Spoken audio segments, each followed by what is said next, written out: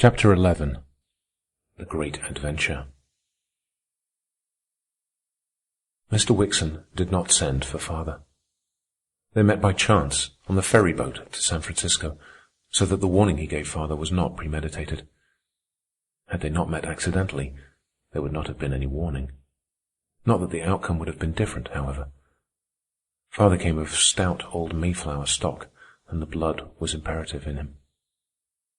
Note: the Mayflower, one of the first ships that carried colonies to America after the discovery of the New World. Descendants of these original colonists were for a while inordinately proud of their genealogy, but in time the blood became so widely diffused that it ran in the veins practically of all Americans. Ernest was right, he told me, as soon as he had returned home. Ernest is a very remarkable young man, and I'd rather see you his wife than the wife of Rockefeller himself or the King of England. What's the matter? I asked in alarm. The oligarchy is about to tread upon our faces, yours and mine. Wickson as much as told me so. He was very kind, for an oligarch.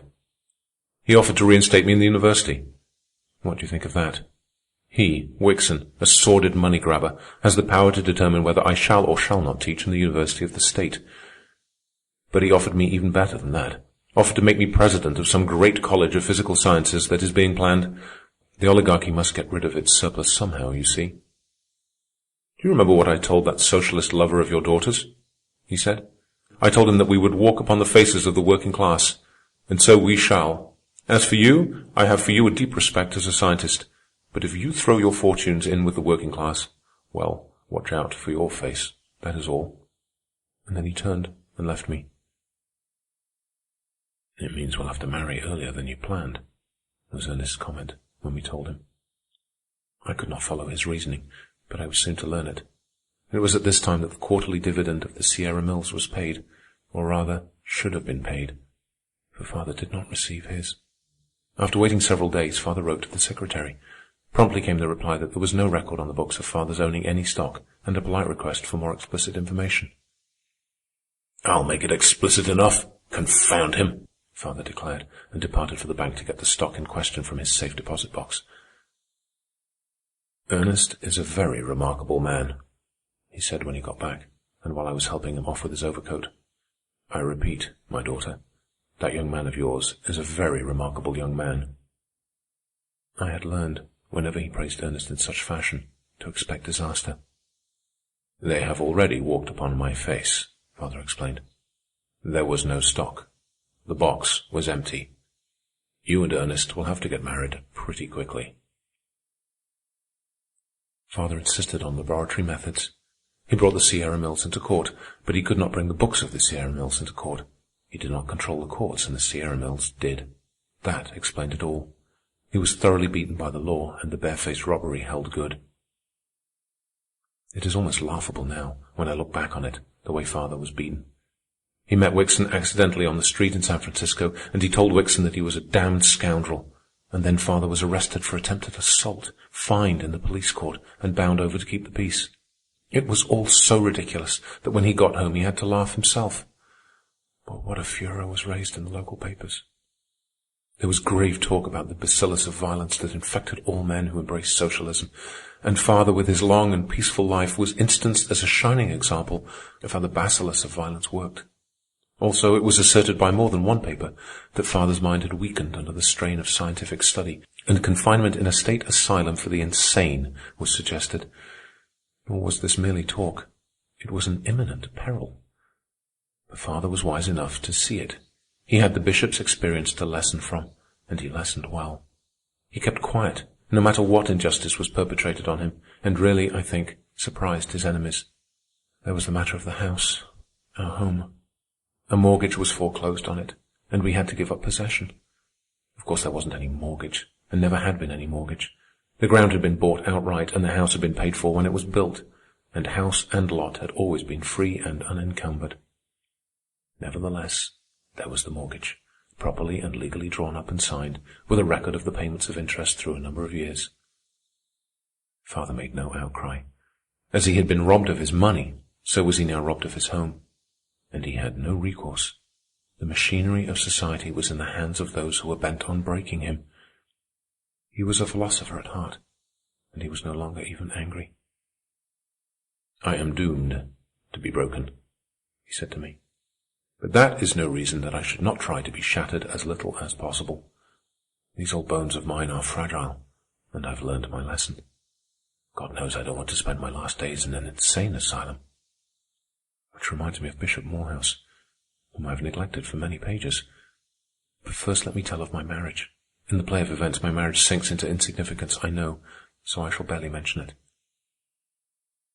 "Now we shall become real proletarians," Father said, when we were driven from our home. "I have often envied that young man of yours for his actual knowledge of the proletariat. Now I shall see and learn for myself." Father must have had strong in him the blood of adventure. He looked upon our catastrophe in the light of an adventure. No anger nor bitterness possessed him. He was too philosophic and simple to be vindictive, and he lived too much in the world of mind to miss the creature comforts we were giving up. So it was, when we moved to San Francisco into 4 wretched rooms in the slums south of Market Street, that he embarked upon the adventure with the joy and enthusiasm of a child, combined with the clear sight and mental grasp of an extraordinary intellect. He really never crystallized mentally. He had no false sense of values. Conventional or habitual values meant nothing to him. The only values he recognized were mathematical and scientific facts. My father was a great man. He had the mind and the soul that only great men have. In ways he was even greater than Ernest, than whom I have known none greater. Even I found some relief in our change of living. If nothing else, I was escaping from the organized ostracism that had been our increasing portion in the university town ever since the enmity of the nascent oligarchy had been incurred. And the change was to me likewise adventure, and the greatest of all, for it was love adventure. The change in our fortunes had hastened my marriage, and it was as a wife that I came to live in the 4 rooms on Pell Street in the San Francisco slum. And this, out of all, remains. I made Ernest happy. I came into his stormy life, not as a new perturbing force, but as one that made toward peace and repose. I gave him rest. It was the guerdon of my love for him. It was the one infallible token that I had not failed. To bring forgetfulness, or the light of gladness, into those poor tired eyes of his, what greater joy could have blessed me than that? Those dear tired eyes. He toiled as few men ever toiled, and all his lifetime he toiled for others.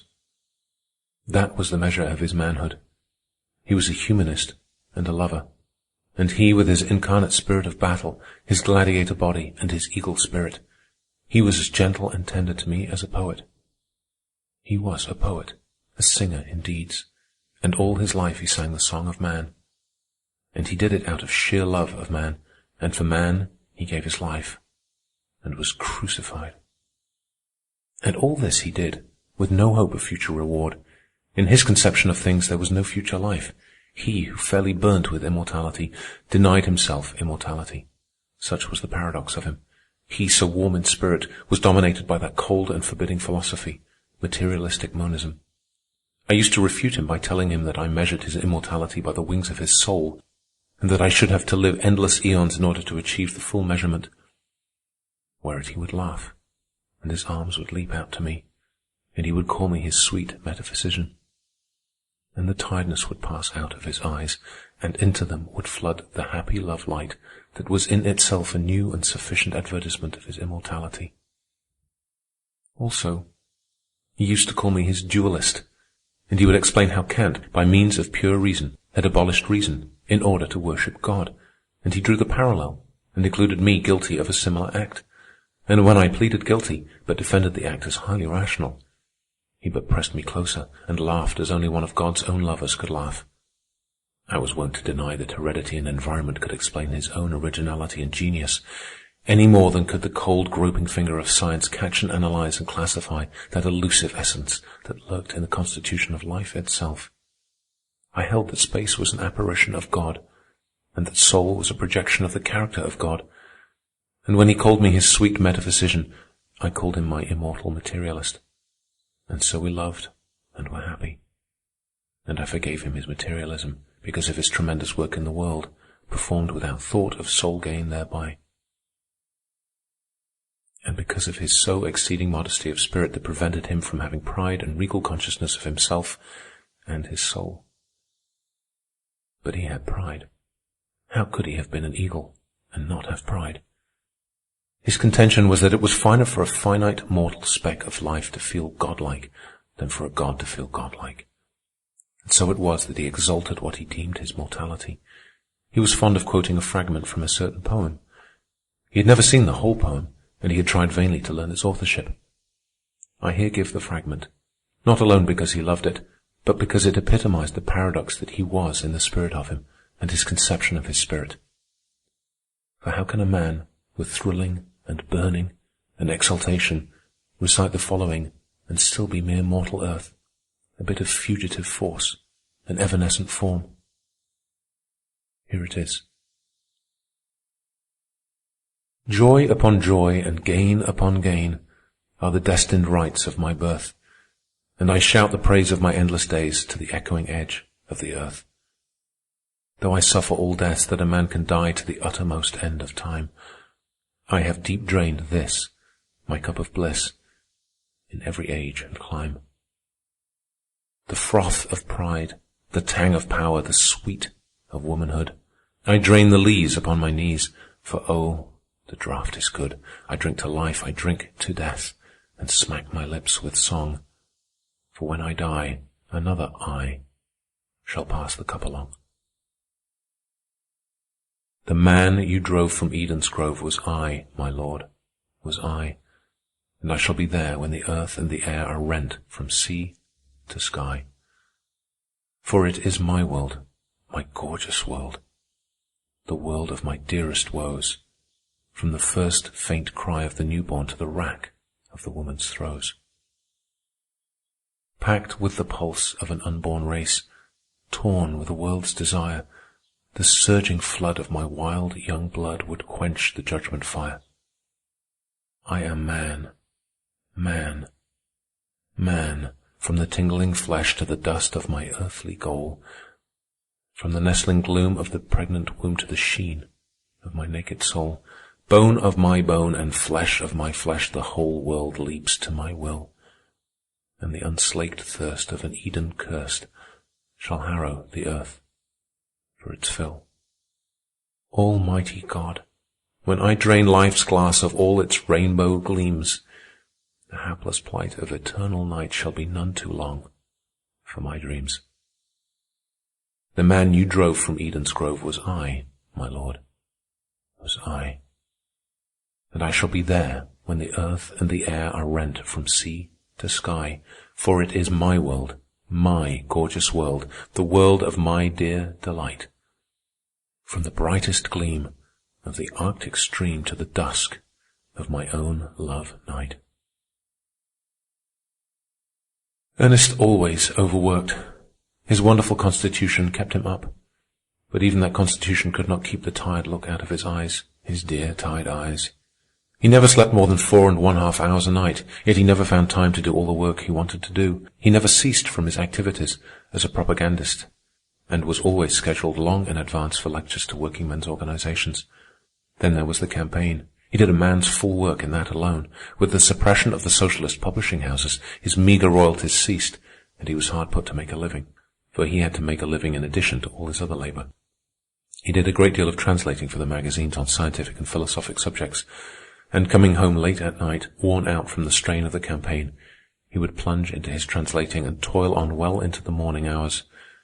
And in addition to everything, there was his studying. To the day of his death, he kept up his studies, and he studied prodigiously.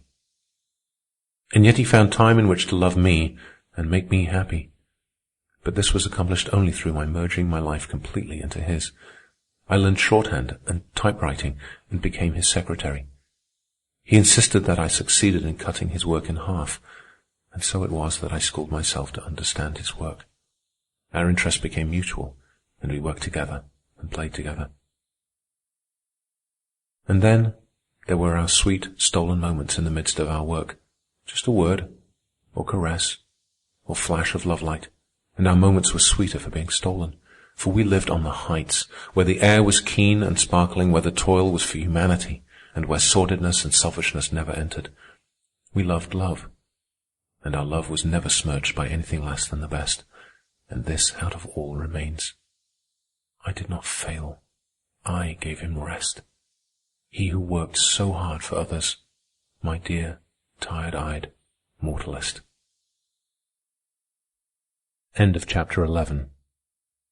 Recording by Matt Saw, Montreal, mattsaw.org.